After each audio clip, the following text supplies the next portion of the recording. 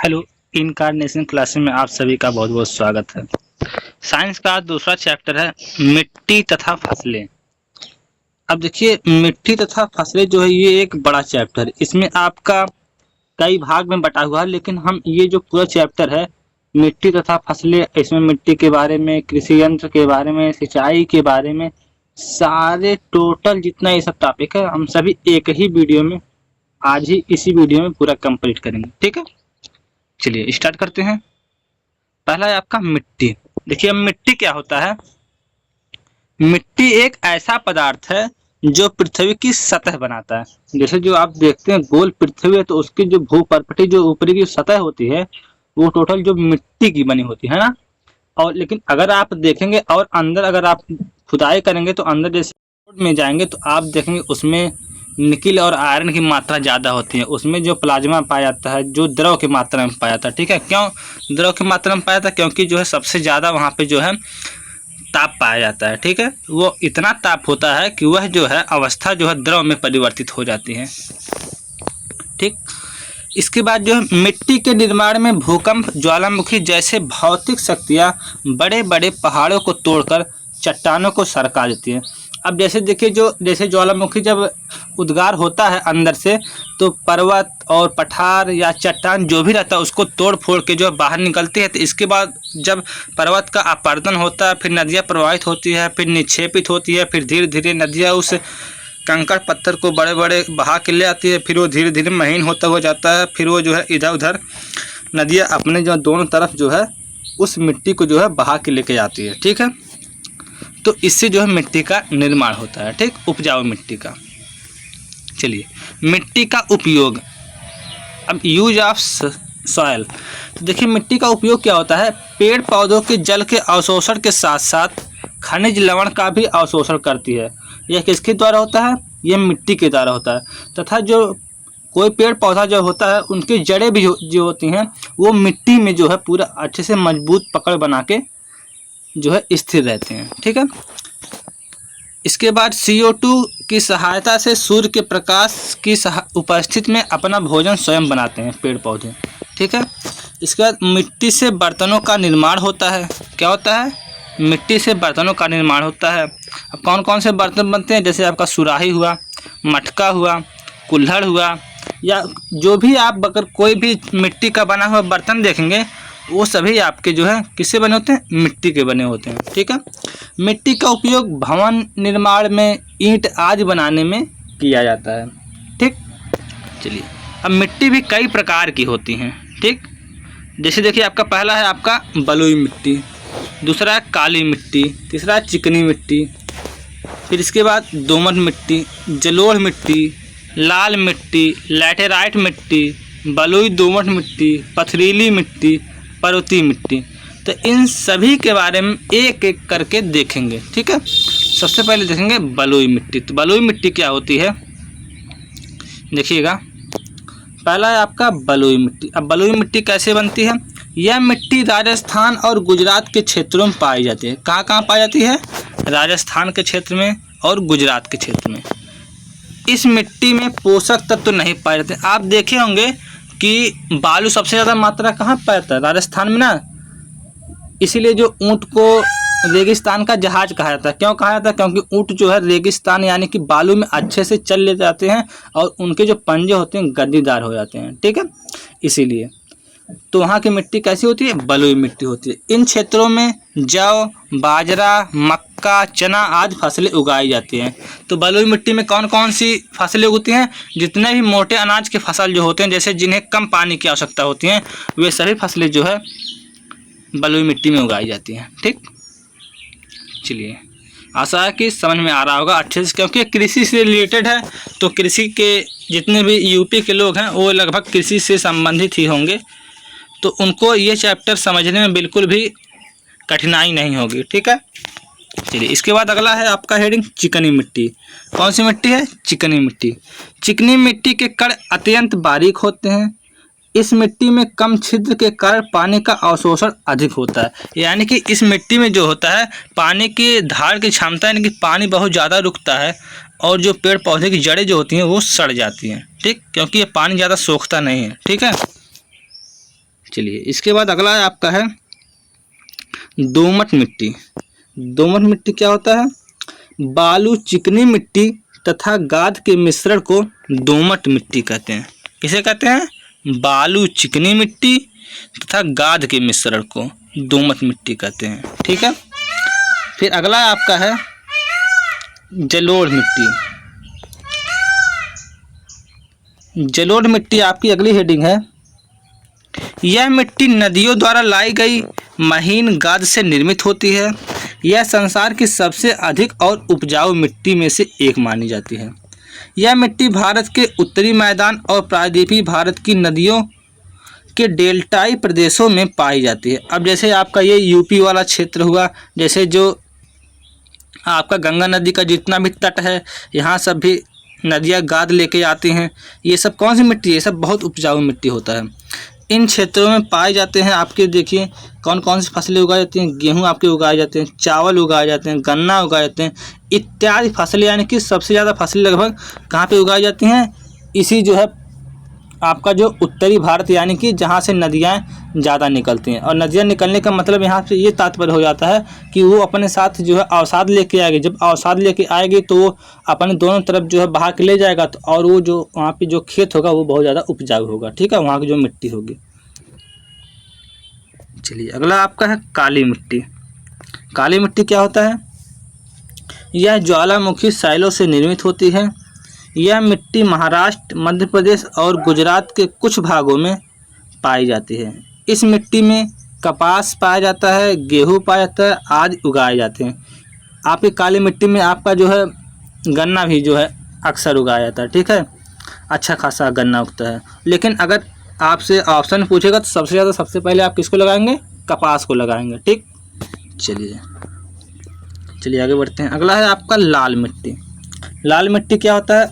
आग्नेय शैले से लाल मिट्टी बनी होती है। कौन से शैल से? आग्नेय शैलों से। उर्वरकों की सहायता से इसमें फसल उगाई जाती है। क्योंकि यह उर्वरा शक्ति इसमें बहुत कम होती है, तो यहाँ पे जो खाद वगैरह डाल के जो उर्वरक की सहायता से जो है फसल को क्या जाती है? उगाई जाती है। ठीक है। चलिए, अगला है आपका लैटेराइट मिट्टी। यह मिट्टी गर्म जलवायु और वर्षा की अधिकता वाले क्षेत्रों में पाई जाती है। अगला है आपका पर्वतीय मिट्टी। पर्वतीय मिट्टी हिमालय के पर्वतीय प्रदेशों की मिट्टी को पर्वतीय मिट्टी कहते हैं। इसमें चाय, चावल आदि उगते हैं। क्योंकि जो पर्वतीय क्षेत्र की जो मिट्टियाँ होती हैं वहाँ पे बारिश सबसे ज़्यादा होती है, और वहाँ पे चाय जो होता है, वहाँ पे चाय की जो पत्ती जो होती हैं, यानी कि जो चाय उगाया जाता है सबसे ज़्यादा पहाड़ी क्षेत्रों में। आप देखे होंगे कि असम हुआ, असम वाले क्षेत्र में हुआ, या अरुणाचल वाले क्षेत्र में हुआ, अरुणाचल प्रदेश, मेघालय वाले, चेरापूंजी वाले, मासिनराम में, इस सब जगह पे जो चाय की खेती की जाती है। क्योंकि पर्वतीय क्षेत्र है और चाय के लिए जो है जैसा अनुकूलित वातावरण होना चाहिए, बरसात होना चाहिए, वैसे वहाँ पे बरसात होती है और वहाँ पे जो है पर्वतीय मिट्टी भी पाई जाती है। ठीक है, तो दोनों मिलकर जो है इस चाय की फसल को बहुत अच्छे उत्पाद करती है। ठीक है। चलिए, अगला है आपका बलुई दोमट मिट्टी। यह बलुई और दोमट मिट्टी का सम्मिश्रण है। इसमें आलू तथा मूंगफली इसमें उगाई जाती है। तो बलुई दोमट मिट्टी में सबसे ज़्यादा क्या उगाई जाती है? आलू उगाई जाती है और मूंगफली उगाई जाती है। ठीक है। अगला है आपका लास्ट है पथरीली मिट्टी। पथरीली मिट्टी क्या होती है? यह मिट्टी प्रायः पहाड़ी प्रदेशों में पाई जाती है। इस मिट्टी का उपयोग चारागाह बनाने में तथा जंगली लकड़ियों के लिए प्रयोग किया जाता है। ठीक है, यहाँ पे जंगली लकड़ी के लिए किया जाता है। यहाँ पे जंगली लकड़ी सबसे ज़्यादा उगती है। ठीक, क्योंकि यहाँ पे फसल वगैरह तो उग नहीं पाती है, इसीलिए। इसके बाद आपका अगला टॉपिक आता है, या अगला इसी चैप्टर के भाग है, मुख्य टॉपिक है फसलें। फसल क्या होती हैं? एक साथ एक ही स्थान पर उगाए गए एक ही जात के पौधे के समूह को फसल कहते हैं। जैसे आप देखे होंगे कि गेहूं का एक बीज तो आप खेत में बोएंगे नहीं, धान का एक बीज तो बोएंगे नहीं। आप जब बोएंगे तो पूरा करीब एक बिस्सा या एक बीघा या जितना आपके पास खेत रहेगा, तो वो क्या होगा, एक दो पूजा तो रहेगा नहीं, वो पूरा जो है पूरा खेत रहेगा। जब पूरा खेत रहेगा तो वह जो है धान का या गेहूं का वो क्या बनाएगा, वह एक समूह बनाएगा। तो इसी समूह को क्या कहते हैं, फसल कहते हैं। अब जैसे कोई एक पेड़ लगा दिया तो ये थोड़ा कहेगा ये फसल है, इसीलिए धान को, गेहूं को, इस सबको फसल कहा जाता है, ठीक है, क्योंकि वो एक समूह में रहता है।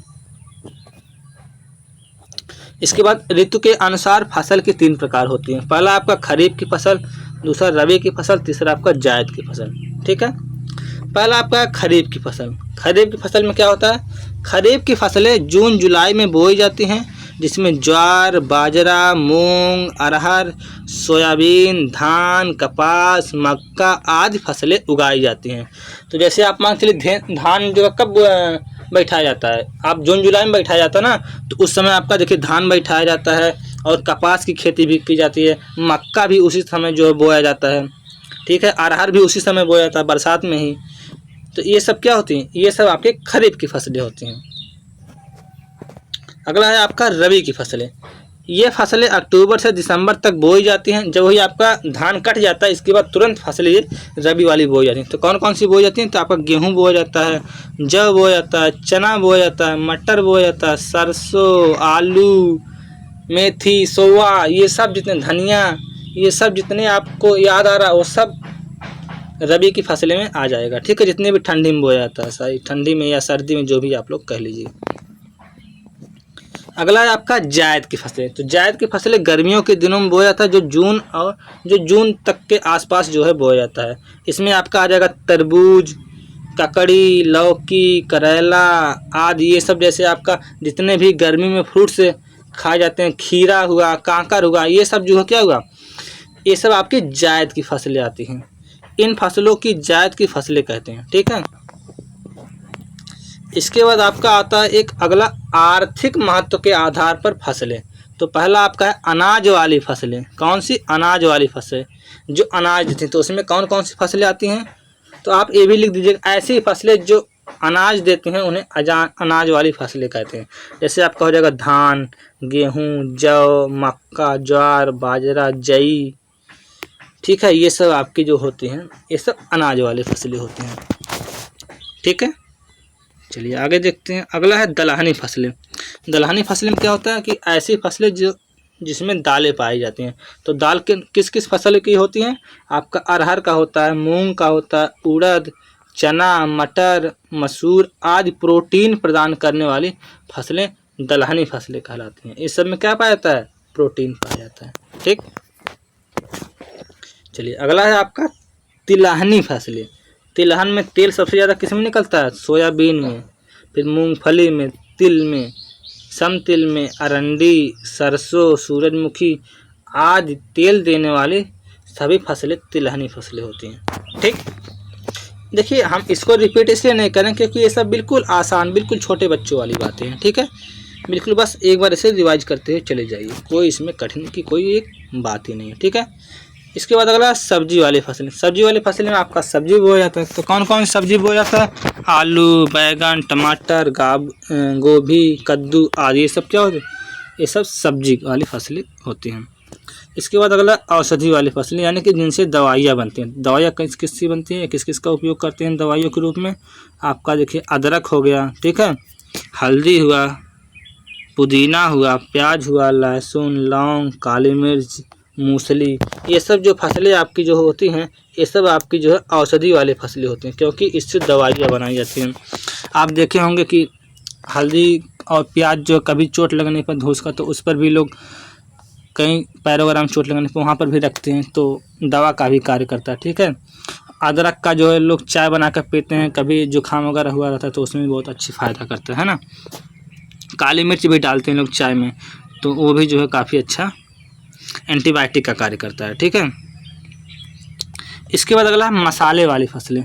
तो मसाले वाली फसलें में आपका क्या आ जाएगा, धनिया आ जाएगा, जीरा, सौंफ, अजवाइन, हल्दी, मेथी, अदरक आदि मसाले वाली जितनी फसलें हैं ये सभी मसाले में प्रयोग की जाती हैं। ये अक्सर आपके वैसे अक्सर जैसे जो मसाले वाले, जो गरम मसाले वाले जो होते हैं वो आपके जो साउथ के क्षेत्र में पाए जाते हैं सबसे ज़्यादा। चलिए अगला है आपका कृषि यानी कि खेती। ये अगला एक नया टॉपिक है, कृषि यानी कि एग्रीकल्चर या खेती इसे भी कह सकते हैं। तो खेती की उन्नति करना ही क्या है? कृषि है। फसलों का सफल उत्पादन, हेडिंग है फसलों का सफल उत्पादन। तो फसलों के सफल उत्पादन के निम्नलिखित या निम्न आवश्यकताएं होती हैं। तो कौन कौन सी आवश्यकताएं होती हैं कि जिससे अच्छी फसल हो या अच्छा उत्पादन हो? सबसे पहले क्या होता है, क्या करना होता है कि सबसे पहले खेत में हल चलाकर मिट्टी को पलटा जाता है, जिससे मिट्टी कृषि योग्य हो सके। ठीक है। इसके बाद दूसरा पॉइंट है, बीज बोने से पूर्व खेत में खाद एवं पोषक तत्वों को मिलाना। तो इसके बाद जो क्या करते हैं, जुताई करने के बाद एक बार पहली बार तो उसमें खाद लोग फेंकते हैं, फिर खाद फेंकने के बाद उसको क्या करते हैं, मिलाते हैं, ताकि पोषक तत्व उसमें जो है मिट्टी में मिल जाए। फिर इसके बाद तीसरा काम क्या करते हैं, समय समय पर आवश्यकता अनुसार सिंचाई करते हैं। ठीक है। जब फसल बो उठती है तो इसके बाद समय समय पर क्या करते हैं, सिंचाई करते हैं। इसके बाद जो क्या करते हैं, चौथा पॉइंट है, फसल को जो है पशु पक्षियों और कीड़ों से बचाना होता है। ठीक है। पशु पक्षी और कीड़ों से सुरक्षा करना होता है, क्योंकि कीड़े जो होते हैं जब लग जाते हैं, रोग लग जाते हैं, तब भी फसल नष्ट हो जाती है और उत्तम फसल नहीं हो पाती है। इसके बाद क्या होता है, फसल काटने के बाद भंडारण करना, यानी उसको जो है इकट्ठा कहीं सुरक्षित स्थान पे रखा जाता है ना, तब जाके जो है पूरी फसल अच्छे से कंप्लीट होती है। इसके बाद एक अगला हेडिंग बनता है कर्षण। तो कर्षण क्या होता है कि खेती की जुताई से लेकर फसल की कटाई तक की जाने वाली सभी क्रियाएं कर्षण कहलाती हैं। क्या कहलाती हैं? कर्षण कहलाती हैं। अगर पूछा जाएगा जुताई, तो जुताई क्या होता है, सबसे पहले जुताई के बारे में देख लेते हैं। भूमि को फसल योग्य बनाने के लिए की जाने वाली क्रियाएं को जुताई कहते हैं। तो जुताई में क्या क्या होता है, सबसे पहले खेती के लिए खेत की जुताई का विशेष महत्व है। खेती की जितनी अच्छी जुताई होगी उतना ही उत्तम फसल होगी। ये बात बिल्कुल एकदम सही है, इसीलिए कई बार लोग अच्छे से जुताई करवाते हैं अपने खेत का। ठीक है। इसके बाद अगला है, जुताई से मिट्टी को भुरभुरी बनाया जाता है तथा गहराई तक जोतकर मिट्टी की वायु के संपर्क में लाया जाता है। इसके बाद कैसे कैसे जोता जाता है, सबसे पहले क्या होता है, हल चलाया जाता है, फिर इसके बाद खोदा जाता है, फिर इसके बाद मिट्टी को पलटा जाता है, फिर अन्य यंत्रों की सहायता से भूमि को उपजाऊ बनाया जाता है। ठीक है। इसके अंतर्गत कई प्रक्रियाएं करनी होती है। जैसे देखिए एक कोटेशन भी है कि बीज पड़े फल अच्छा दे जितना गहरा जोत खेत, यानी कि आपकी खेती जितने अच्छे से जुताई की जाएगी उतना अच्छा अगर आप बीज डालेंगे तो फसल अच्छी होगी। ठीक है। बस इसी बात को बताया गया है। ठीक, चलिए आगे बढ़ें। आशा है कि आप लोगों को समझ में आ रहा होगा। ठीक है। कुछ इसमें कठिन बात है ही नहीं, बिल्कुल सब लोग कृषि से रिलेटेड होते हैं, तो इसमें समझने की कोई दिक्कत नहीं होता होगा। अब देखिए है बुआई। बुआई क्या होता है, सबसे पहले क्या किया जाता है, बीजों का चुनाव किया जाता है। अच्छा अगर आप बीज चुनेंगे तो फसल जो अच्छी उगेगी, अगर बीज गड़बड़ हो गया तो फसल अच्छी नहीं उगेगी। सबसे पहले क्या करते हैं, बीज नए पौधों को जन्म देती है, अतः इसका चुनाव करते समय यह ध्यान रखना चाहिए कि वे स्वस्थ एवं मिलावट रहित हों तथा उनमें किसी भी प्रकार का रोग नहीं होना चाहिए। इसलिए आजकल लोग सोसाइटी या दुकान से जो है धान की जो है पैकेट ले आते हैं, इसके बाद फिर उसको भेजते हैं, तब जो है छींटते हैं उसको अच्छे से, जबकि उनके पास धान रहता है घर पे। इसके बाद भी बाज़ार से क्यों लाते हैं, क्योंकि वो उन्नत किस्म की बीज भी रहती है और उसमें रोग रहित होता है, उसमें कोई प्रकार का रोग नहीं रहता है। ठीक, और फसल की पैदावार ज़्यादा बढ़ती है। ठीक, बीजों को बोने की विधियाँ। पहला आपका देखिए छिटकावा बीज। छिटकावा बीज में क्या होता है कि छिटकावा बीज में बीजों को दूर दूर तक फेंका जाता है, इसे छिटकावा बीज कहते हैं। ठीक है। आप देखे होंगे कि गेहूँ या धान, जब धान जो होता है जब जराई पड़ती है शुरू शुरू में, तो क्या होता है उसमें क्या करते हैं लोग, पहले धान छींटते हैं पानी भर के, और आप देखेंगे गेहूं को भी क्या करते हैं, पहले इस तरह मुट्ठी में लेकर जो है पूरा जो है हाथ में लेकर छींटते हैं पूरे खेत में गेहूं। इसके बाद जो है ट्रैक्टर से उसको मिला दिया जाता है और फिर जो है उसको अच्छे से मिट्टी को भुरभुरी कर दिया जाता है। ठीक, ये है आपका छिटकावा बीज। इसके बाद है नराई द्वारा बुआई। इसकी सहायता से बीज ठीक जगह पर भूमि में 5 से 8 सेंटीमीटर की गहराई तक गिरता है तथा और इस मिट्टी से ढक दिया जाता है। आप देखे होंगे कि नाली बना के जैसे हम लोग लहसुन वगैरह गाड़ते हैं, तो कैसे गाड़ते हैं हम लोग? कुदाल से जो है क्या करते हैं, उसको बढ़िया से नारी बनाते हैं, फिर उसमें एक एक लहसुन गाड़ते हैं, फिर इसके बाद उसको जो है बराबर करते हैं। तो वही है आपका नरई द्वारा विधि, है ना। चलिए, लेकिन इसमें टाइम काफ़ी ज़्यादा लगता है, लेकिन बीज कम लगता है और पैदावार अच्छी होती है। ठीक, इसके बाद अगला है साइड ड्रिल विधि। ये दो प्रकार की होती हैं। प्रथम विधि जो है बैलों से चलाई जाती है तथा दूसरी विधि आपके ट्रैक्टरों के द्वारा चलाई जाती है। चलिए, आपका अगला चलते हैं सिंचाई। अब देखिए, बुआई हो गई, अब आपका क्या करना है, खेत का सिंचाई करना है। ठीक, इसी से आप लोग रिलेट कर सकते हैं। तो सिंचाई चलिए देख लेते हैं। सिंचाई क्या होता है? कृत्रिम विधियों द्वारा फसलों की वृद्धि एवं उपज बढ़ाने के लिए जल का प्रयोग किया जाता है, इसे सिंचाई कहते हैं। तो देखिए, जल जैसे मनुष्यों को ज़रूरत होती है, उसी तरह सेम बिल्कुल फसलों को भी ज़रूरत होती है। सिंचाई के महत्व कौन कौन से हैं? पौधे में होने वाली क्रियाएं, प्रकाश संश्लेषण, श्वसन एवं वाष्पोत्सर्जन आदि की आज जो क्रियाएं होती हैं, ये सब आवश्यक होती हैं। अगर जो है श्वसन नहीं होगा, प्रकाश संश्लेषण नहीं होगा, तब तो जो है फसल जो है वो क्या हो जाएगा, डेड हो जाएगा। ठीक है, इसके बाद अगला पॉइंट है, पौधों को खाद्य पदार्थ एवं खनिज लवण पानी से ही प्राप्त होते हैं। ठीक है, इसके बाद पौधे में 90% जल मौजूद होता है, यानी कि जितने भी आप पेड़ पौधे देखेंगे उसमें 90% जल जो है आपका उपस्थित मिलेगा। सबसे ज़्यादा जल की ही मात्रा रहेगा, चाहे आप धान हो, चाहे वो केला हो, चाहे कोई फसल हो, ज़्यादातर केवल कुछ फसलों को ही छोड़कर। ठीक है, चलिए, इसके बाद अगला है रबी एवं जायद की फसलों के लिए क्या है सिंचाई। रबी एवं जायद की फसलों के लिए विभिन्न फसलों के लिए पानी की आवश्यकता होती है, सिंचाई द्वारा ही पूरी की जाती है। यानी कि रबी एवं जायद की विभिन्न फसलें जो होती हैं, वे पानी की आवश्यकता सिंचाई के द्वारा ही इनकी पूरी होती है। यानी कि पानी जो होता है इन्हें बहुत ज़्यादा मात्रा में चाहिए होता है, चाहे वो रबी की फसलें हों, चाहे वो जायद की फसलें हों। ठीक है, इसके बाद अगला है पानी क्यों आवश्यक होता है। जीवाश्मों को सड़ाया भी जाता है पानी से। जैसे आप देखे होंगे कि ढैंचा लोग बोते हैं, ढैंचा जानते हैं आप लोग, धान बोने से पहले। चलिए, नहीं जानते हैं तो कोई बात नहीं। भूमि में पेड़ पौधे, मृत पौधे एवं जंतुओं को सड़ाने के लिए सिंचाई करना आवश्यक होता है। एक ये भी जो है महत्व है आपका सिंचाई का। दूसरा आपका कीड़ों की रक्षा होती है। कीड़ों की रक्षा कैसे होती है सिंचाई करने से? अगर आप सिंचाई करते हैं तो खेत में जो चूहे लगे होते हैं, वे चूहे जो फसल को काटते हैं, अगर आप सिंचाई करेंगे तो वो बिल से निकल के भाग जाते हैं चूहे। तो इससे जो होता क्या होता है, फसल की जो है रक्षा हो जाती है। ठीक, चलिए, अगला है आपका वर्षा जल का अपर्याप्त होना। देखिए, जिन जगहों पर वर्षा अपर्याप्त होती है अथवा वर्षा का सारा जल भूमि के तह में चला जाता है या बहुत अंदर चला जाता है, उन स्थानों पर पौधों की सिंचाई आवश्यक होती है। क्योंकि जब अगर आप देखेंगे, अगर सिंचाई मतलब ऐसी जगह, मतलब खेती ऐसी है, ऐसी मिट्टी है जहाँ पे पानी की ज़रूरत है, आप फसल बोएं धान का, और अगर वो पानी सारा सूख जा रहा है तो जल्दी जल्दी क्या करना पड़ेगा, उसे सींचना पड़ेगा, अगर बरसात नहीं हो रही बराबर तो। ठीक, चलिए, अगला है सिंचाई की प्रमुख विधियाँ।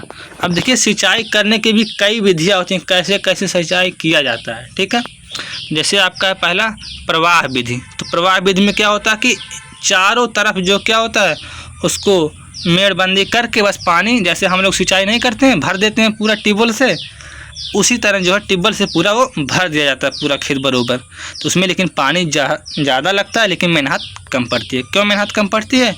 क्योंकि बस कुछ नहीं, आप जो है सिंचाई कर रहे हैं, एक बार आप पानी जो है उसमें जो है खोल दिए, पानी जा रहा है। इसके बाद क्या करना है, जब लास्ट में जब चारों तरफ पूरा पानी अच्छे से हो जाए तब आप अपना ट्यूबवेल बंद कर दीजिए, बस। तो मेहनत कम करना पड़ता है। लेकिन जो क्यारी वाली विधि होती है, देखिए यहाँ पे क्यारी वाली विधि है, सेकंड वाला। इस विधि में सिंचाई के लिए पहले क्या होता है, क्यारियाँ बनाई जाती हैं। पहले आप क्यारी बनाएंगे या फिर बरहा बनाएंगे, तो इस क्यारियों के आकार और भूमि की किस्म फसल पे उसके ऊपर निर्भर करेगी। सिंचाई के साधन और खेती की समतलता के ऊपर भी वो निर्भर करेगी। कितना खेत आपका समतल, अगर मान लीजिए खेत ऊंच खाल है या मान लीजिए समतल नहीं है, तब आपको क्यारियाँ ज़्यादा बनाने पड़ेगी। ठीक है, फिर मेहनत भी ज़्यादा करना पड़ेगा। ठीक, ये भी आपकी क्यारी विधि द्वारा एक होता है। इसके बाद है कुण विधि। कोण विधि सुनिए। इस विधि में पानी पंक्तियां में बोई जाती हैं। फसल की दो कोण के बीच में बनाई गई नालियों में दिया जाता है, जैसे गन्ना, शकरकंद, आलू, चुकंदर आदि के फसलों के लिए। आप देखे होंगे कि बीच बीच में जैसे नाली में करके उसको अच्छे से बो दिया जाता है आलू वगैरह, उसके दोनों तरफ क्या होता है, नाली होता है। तो जब नाली में केवल पानी दिया जाता है तो इस विधि को कूड़ विधि कहते हैं। कौन सी विधि? कूड़ विधि। ठीक है। इसके बाद अगला है छिड़काव विधि। छिड़काव विधि द्वारा भी सिंचाई किया जाता है। तो सिंचाई जो है किसमें किया जाता है, आप देखेंगे फुलवारी वगैरह में किसमें किया जाता है, सिंचाई द्वारा, यानी कि ऐसे छिड़काव विधि द्वारा, अगर स्प्रे द्वारा आप ऐसे समझिए। इसके बाद अगला है बॉर्डर विधि। इस विधि से सिंचाई के लिए खेत को पट्टियों में बांध लिया जाता है। इस विधि में कम से कम पानी में अधिक क्षेत्र की सिंचाई की जाती है। ठीक। इसके बाद अगला है एक ड्रिप विधि। ये हमने ड्रिप विधि जो है हमने एक कहीं यूट्यूब पे या कहीं हमने देखा था सोशल मीडिया पे, बहुत अच्छा लग रहा था। इस विधि में पानी जो है पीवीसी पाइपों द्वारा ड्रिपर्स तक पहुंचाया जाता है। ड्रिपर का संबंध सहायक नली से होता है। इनसे पानी पौधों की जड़ों तक पहुंचाया जाता है। इस विधि में खेती को समतल करने की आवश्यकता नहीं होती, क्योंकि जब एक एक पौधे पे एक एक ड्रिप जब लगा रहेगा तो उस पर बराबर पानी जाता रहेगा, तो फिर उस वहाँ पे खेत जो है खाली खाल और ऊंच से कोई मतलब ही नहीं पड़ता है। जब ड्रिप से पानी देना है तो उसके क्या मतलब खाल और ऊंच खेत से। ठीक है। इसका ही फ़ायदा रहता है। इधर आप देखेंगे तो बहुत जल्दी आपको ऐसा नहीं मिलेगा, कहीं कहीं पे ऐसा होता है। ठीक है। इसके बाद लास्ट है आपका कृषि यंत्र। तो आप कृषि वाला चैप्टर पढ़ें तो इसमें जो कृषि यंत्र जो उपयोग किए जाते हैं उनके बारे में पढ़ना पड़ेगा। सबसे पहला यंत्र है पटेला। अब पटेला मतलब अगर नहीं समझ में आ रहा तो आप ऐसे समझिए, देसी भाषा में इसे हम लोग कहते हैं हेंगा, गांव की भाषा में हेंगा कहते हैं। जिसे हम लोग जुताई करने के बाद क्या करते हैं, उसको भूमि को जो है भुरभुरी करते हैं हम लोग हेंगे में बैठ के, है ना, ट्रैक्टर पर।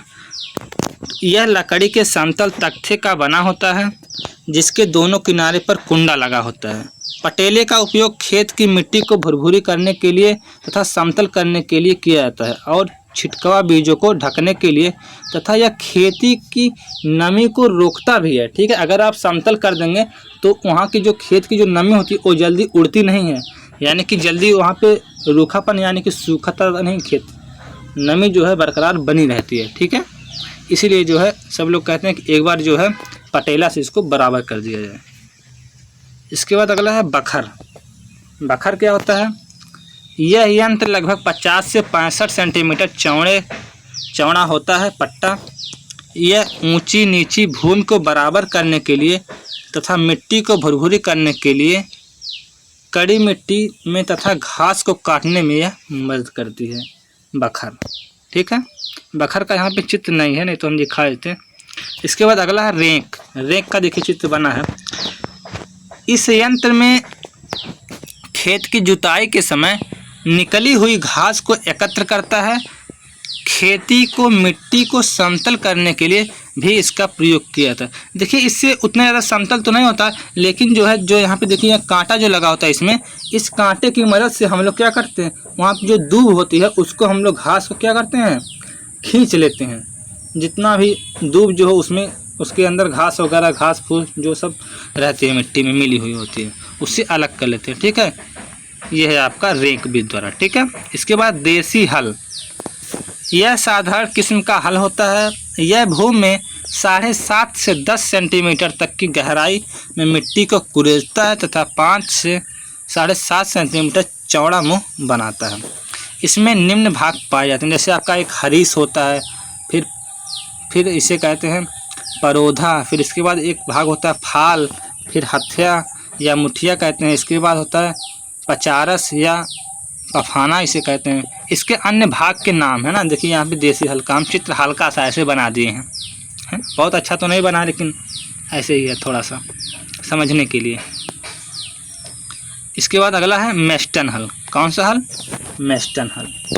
यह एक उन्नतशील हल है। वर्तमान समय में इसका अत्यधिक प्रयोग किया जाता है।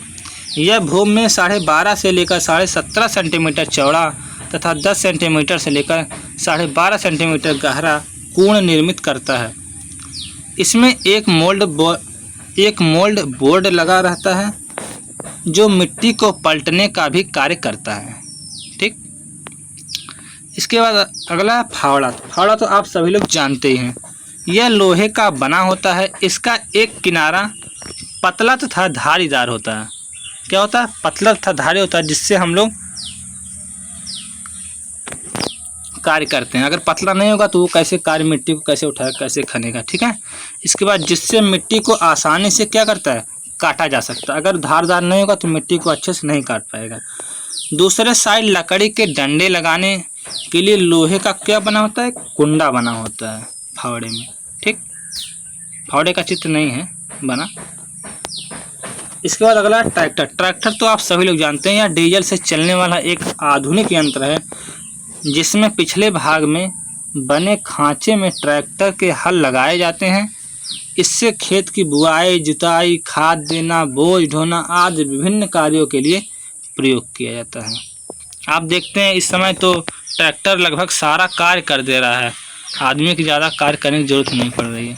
ठीक है, इसके बाद अगला है हैरो। हैरो, इसमें क्या होता है, इसमें पतले तथा लंबे आकार के नुकीले कांटे होते हैं जो लकड़ी के ढांचे में लगे होते हैं। इसका प्रयोग निम्न कार्यों में किया जाता है। पहला आपका पानी बरसने पर मिट्टी को, परपटी को तोड़ने में किया जाता है। दूसरा आपका भूमि को भुरभुरी बनाने में किया जाता है। तीसरा खेत से खरपतवार निकालने में किया जाता है। चौथा गोबर की खाद को बिखेरने में किया जाता है। ये देखिए आपका है, यही आपका तिकोनिया हैरो है। कौन सा है? तिकोनिया हैरो। ठीक, ये वाला आपका जो ब्लैक वाला है। इसके बाद अगला है आपका है कल्टीवेटर। अब कल्टीवेटर क्या होता है, यह हैरो की तरह का यह एक यंत्र है। इसमें कांटे लंबे होते हैं जो सिर पर झुके हो रहते हैं। इन कांटों को पारस्परिक रूप से या पारस्परिक दूरी को कम या अधिक किया जाता है अपने अनुसार, जैसी ज़रूरत होती है। इसके बाद पहला पॉइंट है इसमें खेती की मिट्टी को, इसका काम है क्या, भुरभुरी करना। दूसरा काम है खेत में खाद को अच्छी तरह मिलाना। तीसरा काम है छिटकवा बीज द्वारा बोई जाने वाली फसल के बीज को भूमि में भली प्रकार मिलाना। ठीक है, ये सब आपका कल्टीवेटर का कार्य है। ठीक, यहाँ पे देखिए कल्टीवेटर का चित्र भी बना है। देखिए कितना अच्छा कल्टीवेटर का चित्र बना है। ये आपका हुआ कल्टीवेटर का चित्र। ठीक, देखिए कुछ इस प्रकार का होता है। ठीक है, चलिए अगला है आपका डिबर। ये आपका बिल्कुल लास्ट हेडिंग है। यह रबी फसलों के बीजों जैसे आपका गेहूं, जौ आदि को बोने में साधारण यंत्र। यह लकड़ी अथवा लोहे का बना होता है। इसमें 3 कतार में समान दूरियां पर खूंटियां लगी होती हैं। इसके बीच में हत्था होता है जिससे इसे उठाया जाता है। इसके द्वारा बनाए गए छिद्रों में बीज बोया जाता है, जिससे इस बीज में फसल का औसतन उत्पादन बढ़ता है। देखिए कैसा होता है ये, देखिए एकदम बिल्कुल इसी तरह होता है जैसे चित्र बना हुआ है।